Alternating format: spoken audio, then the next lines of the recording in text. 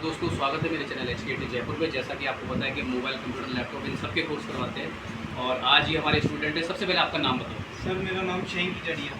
कहाँ से आए हो आप? मैं करौली से। करौली हिंडौन साइड से, यानी कि जी सर जी। यूपी साइड आगे पड़ता है आपके। हाँ। कैसा एक्सपीरियंस रहा आपका?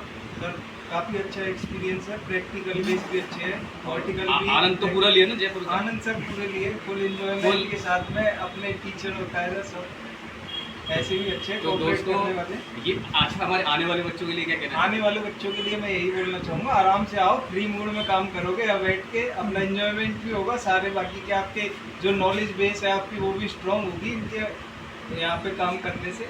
तो दोस्तों ये इनका सर्टिफिकेट का दिन है। मैं इनके उज्जवल भविष्य की कामना करता हूँ। क्लैपिंग करो सारे एक बार जोर से।